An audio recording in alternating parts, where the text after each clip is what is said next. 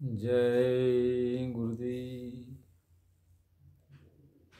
परम पुरुष गुरुदेव जी, जय गुरुदेव नाम। अलख यगम की पार में स्वामी तुम्हें प्रणाम। कोटि कोटि करूं वंदना, अरब खरब प्रणाम। चरण कमल बिसरू नहीं, जय गुरुदेव नाम। परम पूज्य स्वामी जी महाराज के चरणों में कोट कोट प्रणाम। आप सभी प्रेमी भाई बंधुओं सबको सादर जय गुरुदेव। आज का ये सत्संग है कि हम परमात्मा को कैसे प्राप्त करेंगे।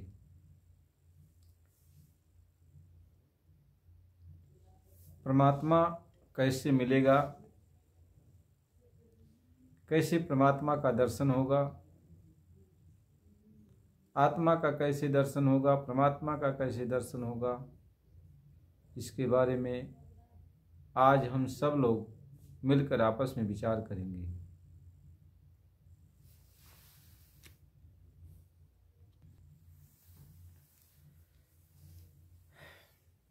मालिक इस बात को समझाते हैं कि परमात्मा और आत्मा यह दोनों ही एक जगह पर बैठे हुए हैं। और वह जगह कहाँ है? सभी धर्मशास्त्र, सभी ग्रंथ, वेद, जो भी धर्मशास्त्र की पुस्तकें हैं, महात्माओं के जो वचन, सभी लोगों ने प्रमाणित किया है कि परमात्मा इस मानव तन, जिसको हरि मंदिर कहते हैं, जिसको नर नारायणी शरीर कहते हैं, जिसको भगवान से मिलने का एक स्थान कहते हैं, साधना का, कि साधना करने का एक स्थान है, धाम है, इसी मनुष्य मंदिर में, इसके ऊंचे शिखर पर वो परमात्मा और आत्मा दोनों बैठे हैं। सभी लोगों ने बयान किया कि यह शरीर के दोनों आंखों से नीचे तक का जो भाग है, इसको पिंड कहा जाता है। दोनों आंखों से नीचे तक का भाग, इसको पिंड कहा जाता है। दोनों आंखों से नीचे का भाग पिंड कहा जाता है। फिर दोनों आंखों से ऊपर, जहाँ माताएं बहनें बिंदी और विद्वान लोग, पंडित लोग चंदन टीका लगाते हैं, इधर इसको अंड सृष्टि कहते हैं, इसको अंड का भाग कहते हैं। और यहाँ से लेकर के जो चोटी है उसको ब्रह्मांड कहते हैं। इस मानव शरीर की महापुरुषों ने, शास्त्रों, वेदों, पुराणों ने, उपनिषद ग्रंथों ने ये कहा कि ये मानव शरीर के ये तीन भाग, जिसमें दोनों आँखों के नीचे का भाग पिंड कहलाता है, फिर इसके ऊपर का भाग अंड कहलाता है, फिर उसके ऊपर का भाग ब्रह्मांड कहलाता है। तो महात्मा और सारे लोग ये साफ शब्दों में ये कहते हैं कि पिंड में, यानी जिसको हद कहते हैं, यानी पिंड को हद कहते हैं, हद में वह परमात्मा नहीं है, हद में आपकी आत्मा भी नहीं है। तो ये तो सबके द्वारा, शास्त्रों, पुराणों, ग्रंथों के द्वारा, संतों महात्माओं की वचन वाणी के द्वारा ये तो क्लियर है, प्रमाणित है कि पिंड में, यानी दोनों आंखों के नीचे इस 9 दरवाजों में वो परमात्मा नहीं है और न ही आपकी आत्मा है, पिंड में नहीं है। अब आपकी आत्मा है कहाँ? इस पिंड के ऊपर, जिसको जिसको ऊपर कहते हैं अंड का अंडी भाग, अंडे भाग। तो पिंड के ऊपर, यानी पिंड के ऊपर की जो सीमा है और अंड भाग की जो नीचे की सीमा है, ये सीमा ये ललाट के बीचों बीच यही प्रदर्शित करती है। यह सीमा यहाँ पे जो है यह रेखा खींची जाती है कि यही पे, तो इसके नीचे पिंड है और उसके ऊपर अंड सृष्टि है। तो इसी के बीचों बीच आत्मा भी बैठी है यहाँ और ये परमात्मा भी बैठा है। अब इसी को तीसरा तिल भी कहते हैं, यानी इसी को यहाँ पे तीसरा नेत्र भी कहते हैं, इसी को यहाँ शिव नेत्र भी कहते हैं, इसी को विदेह भी कहते हैं। विदेह का मतलब यही होता है कि ये यानी पिंड से नीचे के भाग को देह कहते हैं, पिंड कहते हैं, और ऊपर के भाग को विदेह कहते हैं। ऊपर के जो भाग हैं उसको विदेह कहते हैं। उस विदेह में यानी उस अंड सृष्टि में, उस अंड सृष्टि में वहाँ की बात महात्मा समझाते हैं कि अंड सृष्टि का जो नीचे वाला सीमा है और पिंड सृष्टि के जो ऊपर वाला सीमा है, यानी दोनों सीमा के बीच जो ललाट का बीचों बीच का ये भाग होता है, इसी भाग को तीसरा तिल कहते हैं, इसी भाग को नुक्ता स्वेदा कहते हैं, इसी भाग को जो है विदेह कहते हैं। इसी भाग को यहीं पे आत्मा की बैठक है, आत्मा यहीं पे बैठाई गई है और परमात्मा भी यहीं पे है, आत्मा के सामने परमात्मा यहीं पे है। अब महात्मा साफ साफ ये समझाते हैं कि नीचे आप 9 दरवाजों के जरिए, दोनों आँखों के द्वारा, कानों के द्वारा, नाक जबानों के द्वारा, नीचे की इंद्रियों के द्वारा आप लाख जतन करो, कितनों उपाय करोगे, आपको परमात्मा नहीं मिलेगा, नीचे नहीं मिलेगा, नीचे नहीं मिलेगा। जब परमात्मा आपको मिलेगा तो आपको इसके ऊपर मिलेगा, आपको इसके ऊपर मिलेगा, यानी परमात्मा दोनों आँखों से ऊपर, जहाँ पे आपकी आत्मा भी बैठी है वहाँ परमात्मा भी। यदि परमात्मा से मिलना है तो आपको दोनों आँखों से ऊपर, यानी लाट के बीचों बीच जहाँ पे आत्मा की बैठक है, परमात्मा की बैठक, वहाँ आपको आना पड़ेगा।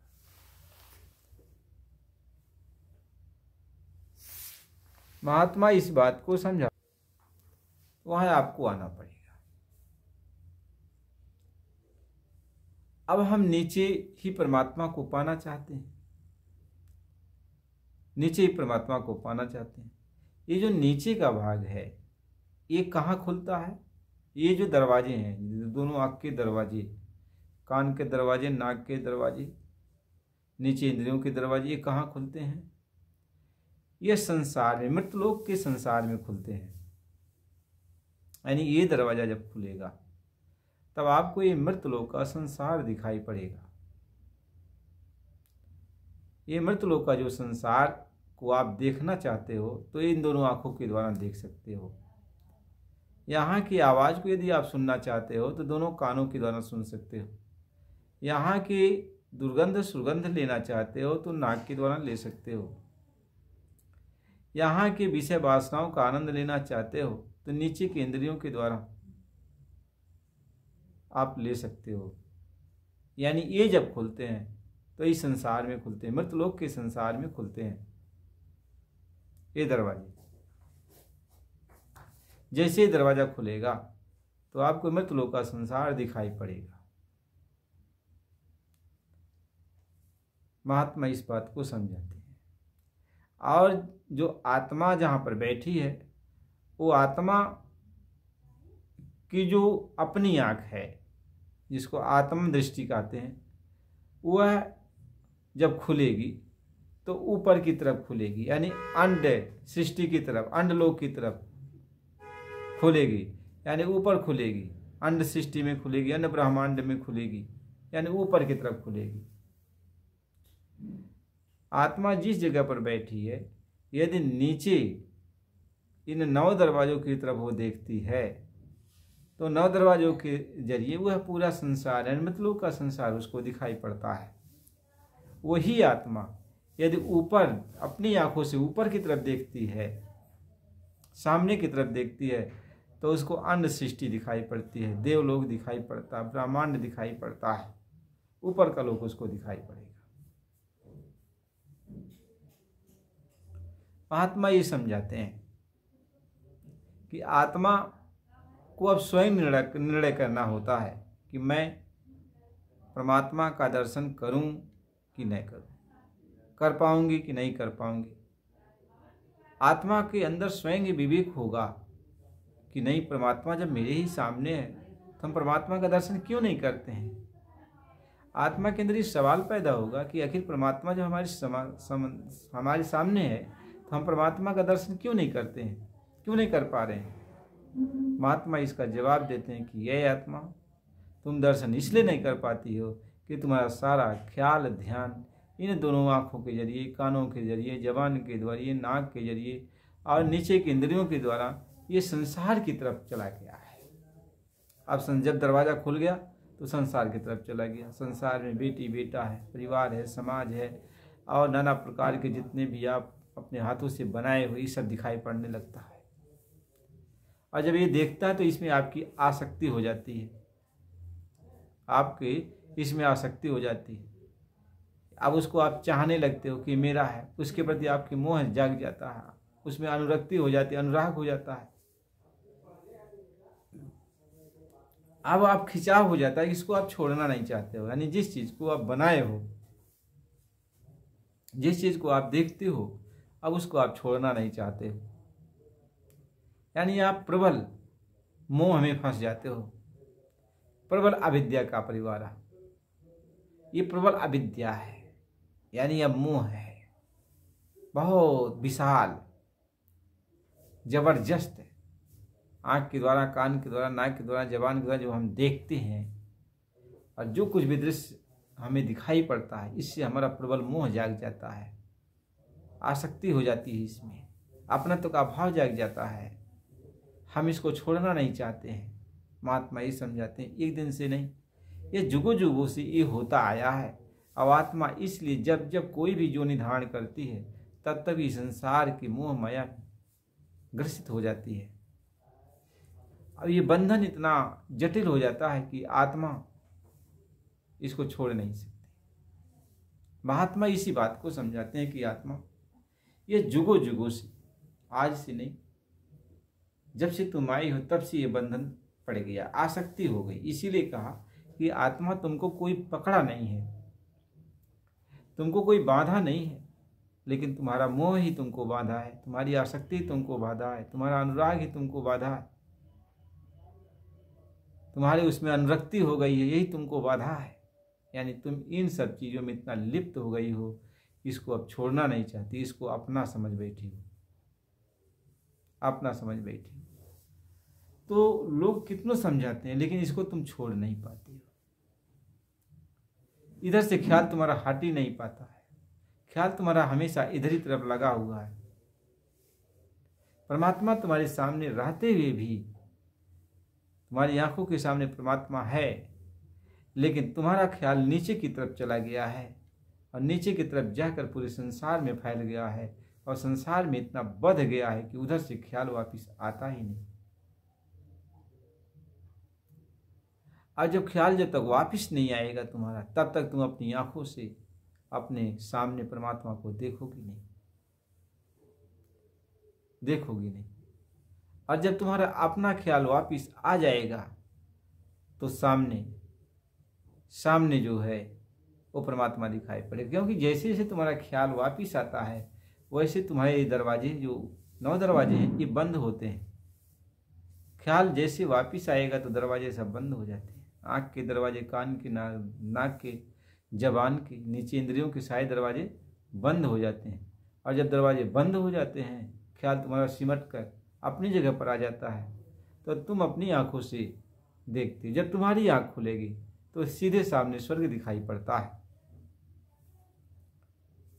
सीधे सामने तुम्हें स्वर्ग दिखाई पड़ेगा, ऊपर का आसमान दिखाई पड़ने लगता है। जितनी तुम्हारी सूरत तुम्हारी दृष्टि में, तुम्हारी आत्मा की दृष्टि में जितना तेज बढ़ता जाएगा, उतना ही वो दूर दृष्टि तक आत्मा देखने लगेगी। महात्मा ये समझाते हैं, महात्मा ये समझाते हैं कि ऐ आत्मा, तुम्हें यदि परमात्मा से भेंट करना है, अपनी आत्मा को देखना है, तो तुम्हें 9 दरवाजों से अपने ख्याल को खाली करना पड़ेगा। 9 दरवाजों के जरिए जो तुम्हारा ख्याल पूरे संसार में फैल चुका है, इसको समेट कर इसको खाली करना पड़ेगा, और खाली करके सिमट करके तुम्हें अपनी जगह पर आना पड़ेगा, जहां तुम बैठी हो। अपना ख्याल अपने स्थान पर लाओगी, और जब अपने ख्याल अपने स्थान पर लाओगी, तब तुम अपनी आंखों से सामने जैसे तुम देखोगी तैसे वो परमात्मा नजर आने लगेगा, तैसे परमात्मा तुम्हें दिखाई पड़ने लगेगा। इसलिए आत्मा, तुम लाख कोशिश करो कि हमें 9 दरवाजों के जरिए परमात्मा से भेंट हो जाए, तो ऐसा नहीं है, ऐसा नहीं है। तुम्हें इस तन में ही परमात्मा मिलेगा, लेकिन इस तन के दूसरे भाग में, यानी हद में नहीं। पिंड के भाग को हद कहते हैं, और पिंड के ऊपर के भाग को बेहद कहते हैं। कहें हद में पीऊ न पाइए, बेहद में भरपूर। तो हद में तो नहीं मिलेगा वो परमात्मा, लेकिन बेहद में आपको भरपूर मिलेगा। और हद बेहद की गम लखी, तासे पियो हजूर। तो हद को भी जान लिया और बेहद को भी जान लिया। आगे का सारा सिलसिला जो है अब आत्मा के सामने प्रकट हो जाता है। तो आत्मा जब सारी सिलसिले दर सिलसिले सारी बातों को जानने लगती है, तो परमात्मा छिपता नहीं, परमात्मा सामने आ जाता है, वो मालिक सामने आ जाता है, वो मालिक सामने आ जाता है। इसलिए अब हमें अपने ख्याल ध्यान को वापिस कैसे लाना है, ये कैसे संभव है? क्योंकि ये वापिस ये जब से नहीं आएगा, ये तब से नहीं आएगा, ये पूजा पाठ से नहीं आएगा, ये कर्म कांड से नहीं आएगा, ये हवन यज्ञ से नहीं आएगा। कितनों आप तपस्या करो कि हमारा ख्याल ध्यान जो है इस दुनिया से निकल जाए, तो नहीं निकलेगा। क्योंकि ये जो सारी जप है, तप है, पूजा है, पाठ है, नियम है, संयम है, जो कुछ भी है, यह इसी की तरफ आपके ख्याल को लगाने के लिए ही है। जो भी जब तक पूजा पाठ बनाया गया, आपका एक ख्याल इसमें ही लगाने के लिए बनाया गया। आप जप करोगे, जप करते करते करते करते जिस देवता का नाम का जाप करोगे, वो देवता आ गया, वो भगवान आ गया। देवता वो भगवान ही है। अब आ गया तो कहेगा मेरे दर्शन का फल मिथ्या नहीं जाता, अब जो कुछ भी तुम्हें मांगना हो मांग लो। आप कहोगे हमें कुछ नहीं चाहिए, तो कहेगा नहीं, आपको कुछ लेना पड़ेगा। तो कोई न कोई वरदान दे देगा। जब वरदान दे देंगे तो वरदान के अनुसार इसी मृतलोक में वह सुख सुविधा, वह चीज आपको प्राप्त हो जाएगी। जब से भी यही चीज, तब से भी यही चीज, पूजा पाठ से भी यही चीज, यानी जो कुछ भी आप करोगे, इसका जब फल आपको मिलेगा तो आपको यही उसको भोगना है, सुख सुविधा से भोगना है, आराम से रहना है। यानी आपका ख्याल ध्यान इसी में लगना है। आप एक नहीं, अनेक उदाहरण देख लो शास्त्रों के द्वारा, ग्रंथों वेदों के द्वारा, उपनिषदों के द्वारा, जिन जिन लोगों ने घोर तपस्याएं की, कठिन तपस्या की, भगवान जब सामने उनकी आया तो भगवान ने कहा क्या चाहते? यदि उन्होंने कहा मुझे कुछ ना चाहिए, मुझे आपकी भक्ति चाहिए, तो फिर भी भगवान ने कहा मेरा दर्शन का फल मिलता है, मेरा दर्शन मिथ्या नहीं जाता। भक्ति तो तुम्हें मिलेगी, लेकिन मेरे दर्शन का फल मिथ्या नहीं जाएगा। अब तुम्हें मैं वरदान देता हूँ। इसके बाद वरदान दे दिया, सुख सुविधा दे दिया, आराम से वह आके फिर अपने घर परिवार में रहने लगा और सारी सुख सुविधा मिलती चली गई।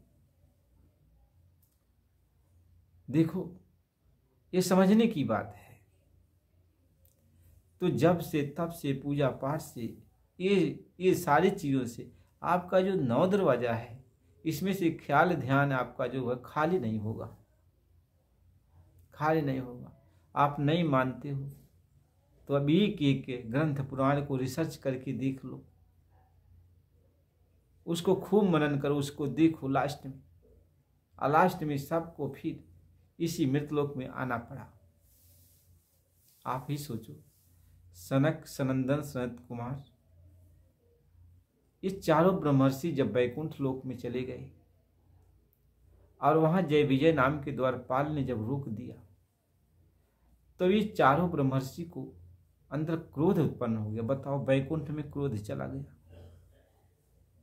कहते हैं जिसका वैकुंठ हो जाए उसका फिर आवागमन नहीं होता, उसका मोक्ष हो जाता है। आप सोचो, अब ये जो वैकुंठ की तो जय विजय हैं,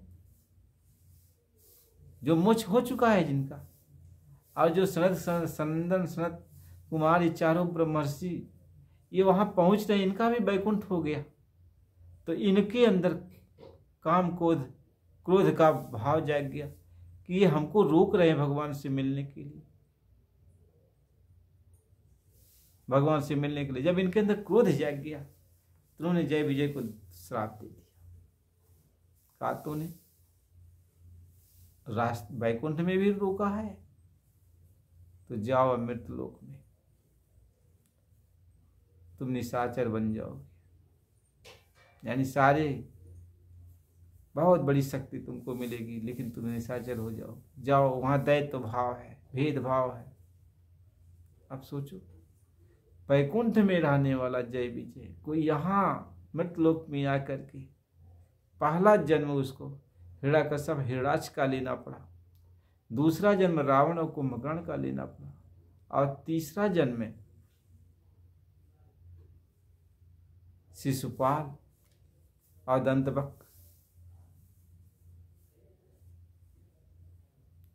शिशुपाल के रूप में जन्मा, कंस के रूप में। महात्मा ये समझाते हैं कि वैकुंठ में रहने वाले लोग को श्राप मिल जाता है तो नीचे चले जाते हैं, फिर इसी मृतलोक में आकर के कितना कितना जघन्य अपराध करते हैं, कितने कितने युग तक रहते हैं। सोचना है। और ये कहा जाता है कि जो एक बार परमानंद की प्राप्ति कर लेता है, भगवान के पास चला जाता है, फिर कभी उसका आवागमन नहीं होता, आवागमन नहीं होता। तो महात्मा ये बात को समझाते हैं। विचार करना है कि जब तब पूजा पाठ, नियम संयम जो कुछ भी हम अपनाते हैं, इससे तो बहुत सारी शक्तियां हमें प्राप्त हो जाती हैं, बहुत कुछ मिल जाता है, बहुत कुछ हम हासिल कर लेते हैं। कितने युगों तक हम ऊपर के लोकों में जा कर के आराम कर सकते हैं, लेकिन जब वह पुण्य हमारा खत्म हो जाता है तो हमें फिर मृत लोक में भेज दिया जाता है। भगवान कृष्ण ने अर्जुन से यही कहा कि हे अर्जुन, मेरे तेरे एक नहीं अनेकों जन्म हो चुके हैं, लेकिन मैं उन सारे जन्मों को जानता हूं, लेकिन तू नहीं जानता है, तू नहीं जानता। जब ब्रह्मा जी से, विष्णु जी से, भगवान शिव से लोग अमृत का वरदान मांगते हैं, तब ये लोग कहते हैं कि ये नहीं, ये हम नहीं दे सकते हैं, कोई अमर नहीं है, और कोई वरदान मांगो। बहुत सारे लोग अमर होने का वरदान मांगे, लेकिन कहे नहीं, यहाँ सबकी एक सीमा है, अपने अपने सीमा में सब कोई रहते हैं, उसी के अनुसार लोग काम करते हैं। आपको विचार करना होता है। महात्मा ये समझाते हैं, जितनी भी शक्तियां ये आई, भगवान राम आए, भगवान कृष्ण आए, और जितनी भी शक्तियां आती हैं, सब लोग सही बात बताते हैं। भगवान राम भी आए, सही उपदेश दिया, सही बात बताई, भगवान कृष्ण ने भी सही बातों को बताई, लेकिन हम आप उस बात को नहीं समझ पाते हैं, उनकी बातों को नहीं समझ पाते। उन्होंने सब कुछ बताया। जब भगवान कृष्ण ने कहा जब बाली ने भगवान कृष्ण को मार दिया तीर से और भगवान कृष्ण के चरण पर लग गया, तो आया, रोने लगा, कहा हमसे बड़ी भूल हो गई भगवान। कहे नहीं, भूल नहीं हो गई। देखो, जब मैं त्रेता में आया था रामावतार में, तो तुम बाली थे, मैंने छिप कर तुमको मारा था। तो ये अदला बदला का देश है। तो तुम आज बहेलिया बने, तो आज तूने अपना बदला ले लिया और हमने अपना सारा काम पूरा कर लिया है। अब अपने धाम को जा रहे हैं। तो ये अदला बदला का देश है। जो आप करोगे, जैसा करो, अच्छा करोगे तो अच्छा, खराब करोगे तो खराब, इसका अदला बदला आपको देना। यहाँ से छुटकारा नहीं हो सकता। ये बंधा हुआ ये बंधन है, ईश्वर ने, त्रिलोकीनाथ ने इसको बना ही दिया है, बना दिया है। इसलिए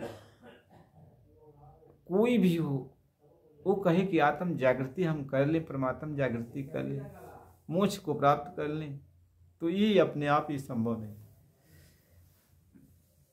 ये अपने आप संभव नहीं होता। महात्मा इस बात को समझाते हैं, क्योंकि ये बंधा हुआ है। क्या गो गोचर जह लग मन जाई, सो सब माया जानो भाई। अब माया ने सबको बांध रखा है। अब मन भी माया के अधीन है, इंद्रियां भी माया के अधीन है, बुद्धि माया के अधीन है, सारे तत्व माया के अधीन है। तो माया से अलग होकर के आप क्या कर सकते हो? आपको हमें बताओ। जो कुछ भी जाप ताप पूजा पाठ करोगे सब माया के ही द्वारा रचित, हर चीज आप करोगे, तो माया से अलग आप नहीं हो सकते हो। इसलिए कहा, यार फकीर पड़ा तू किस ख्याल में, 5 25 संग 30 नारी, दारा तुम छोड़ो एक ठो घर में, होत ऐसे ज्ञान से नरक भारी।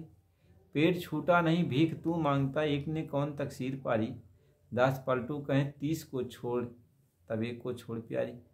कहते हैं तू किस ख्याल में पड़ा होगा, घर बार छोड़ने से क्या भगवान मिल जाएगा? नहीं, माया तो तेरे साथ में है। ये सही 5 और तत्व 25 प्रकृतियों से मिलाकर बनी है, यह भी तो माया के ही बनी है। इनके लिए तुम्हें कुछ न कुछ यत्न करना पड़ेगा ना। शरीर को माया को साथ में लेके घूम रहा तो माया से अलग कैसे हो सकता? महात्मा इसी बात को समझा रहे। इसलिए इस पिंड में, यानी दोनों आंखों के नीचे जो भाग है, इसको पिंड कहते हैं। इस पिंड में वो परमात्मा नहीं मिलता, वो मालिक नहीं मिलता। तुम्हें अपनी आत्मा का ज्ञान इस पिंड में नहीं होता। जब भी ज्ञान होगा तो पिंड के ऊपर, यानी दोनों आंखों के ऊपर, यहाँ आपको आना पड़ेगा। यानी आने का मतलब आप तो यहाँ बैठे हो, लेकिन आपका जो सारा ख्याल है 9 दरवाजों के जरिए संसार में चला गया। इसी ख्याल को आपको अपनी जगह पर लाना होता है, यानी अपनी जगह को सिमटा कर यहाँ पे लाना होता है। सारा ख्याल आपका यहाँ पर आ जाए, और जैसे ख्याल आपका आएगा तो सारे दरवाजे बंद होते जाएंगे। नीचे के दरवाजे बंद हो जाएंगे, आँख कान नाक जबान सब दरवाजे बंद, ये सारे दरवाजे बंद हो जाते हैं।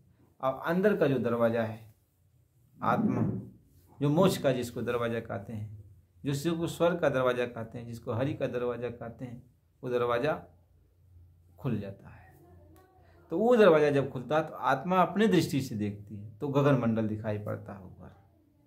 तो ऊपर जो गगन मंडल दिखाई पड़ता है वहाँ हमेशा उजाला रहता है। वहाँ सूर्य न उगता है और न सूर्य वहाँ डूबता है, वहाँ हमेशा उजाला ही उजाला रहता है। वो गगन मंडल है। महात्मा इसी बात को समझाते हैं। अब उस गगन मंडल यानी उस आसमान में आपको परमात्मा मिलेगा, आपकी आत्मा भी जगेगी और परमात्मा भी आपको मिलेगा।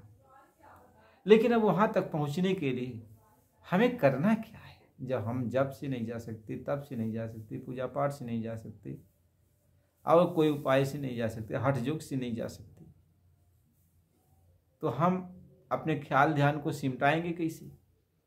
तो महात्मा ये समझाते हैं, ये सिमटाने के लिए जब वो कुल मालिक जो स्वयं परमात्मा है, वो जब मानव का रूप बना के हमारे आपके बीच में आता है तब वो जो है, जो आत्मा शरीर की रग रग में, पिंड की रग रग में फंसी है, इसका ख्याल बाहर चला गया, इसको निकालने के लिए निकालने के लिए हमें आपको वह एक नाम देता है, जड़ी देता है, जड़ी देता है। कहने के लिए तो वो अक्षर होता है, हम लोग सुनते हैं तो वो अक्षर होता है, लेकिन वो अक्षर नहीं होता, केवल कहने के लिए होता है अक्षर। उसके अंदर वह एक जड़ी, एक रसायन होता है, वो एक रसायन होता है। उसको महात्मा जो होते हैं आत्मा सिखाते तू अपनी जबान पे रख ले। जब आत्मा उसको अपनी जबान पे रखती है तो आत्मा के जितने ख्याल हैं इस 9 दरवाजों के जरिए पूरे संसार में फैले, वो ध्यान, वो ख्याल सिमटने लगते हैं। यही उस नाम में बड़ाई होती है। यही वो नाम की वो ताकत है कि जब नाम हम अपने हृदय में धारण करते हैं, आत्मा की जबान पर उस नाम को रखते हैं, तब वो नाम की ताकत से हमारे ख्याल धीरे धीरे, एक बैग तो नहीं लेकिन धीरे धीरे हमारे ख्याल अपने आप सिमटते हैं। जैसे जैसे सिमटते हैं तैसे बाहर की चीज़ें अरुचिकर लगने लगती है। बाहर देखना, बाहर सुनना, बाहर किसी चीज़ विवाद में फंसना, उलझना, हर चीज़ों में तो उदासीनता आने लगती है। यानी हमारा ख्याल अब हट रहा है, वहाँ से धीरे धीरे हटने लगता है। जब सारे ख्याल ध्यान धीरे धीरे हट जाते हैं, बाहर से हट जाते हैं, तो हम अपने शरीर की तरफ ध्यान लगाते हैं कि शरीर एक न एक दिन खत्म हो जाएगा, हम अपना काम नहीं करते तो शरीर से भी आसक्ति खत्म हो जाती है, निरासक्ति आ जाती है, शरीर से मोह माया ममता भी हट जाती है। जैसे जैसे महात्मा ये समझाते हैं कि जैसे जैसे हम नाम अपनी जबान पे रख के उसको याद करते हैं, तैसे तैसे वह हमारे जितने भी ख्याल हैं नीचे संसार में, इस शरीर में, वो ख्याल वो नाम ही निकालता है, आराम से निकालता है। तो हमें पता भी नहीं चलता, हमें दर्द भी नहीं होती, तकलीफ भी नहीं होती, और सारे ख्याल, सारी शक्ति आत्मा की सिमट जाती है। और सिमट करके जब यहाँ पे आ जाती है, जहाँ पे आत्मा की बैठक है, सारा ख्याल, तो अंदर में फक उसके उजाला हो जाता है, आत्मा के सामने उजाला आ जाता है। अब उजाले में वो शक्ति आत्मा को प्राप्त हो गई, तब आत्मा की आंखें खुलती हैं। अब आत्मा की आंखें जैसे खुलती हैं तो आत्मा जब सामने देखती है तो जो दरवाज़ा है वो दरवाज़ा खुल जाता है। हरि का जो दरवाज़ा है, 10वां द्वार जिसको कहते हैं, वो खुल जाता है। जब वो खुल जाता है तो सामने उजाला हो जाता है। तो प्रेमी भाई बहनों, इसके आगे का सत्संग आपको फिर अगली वीडियो में मिलेगा। आप नए हो तो चैनल को लाइक और सब्सक्राइब कीजिए। जय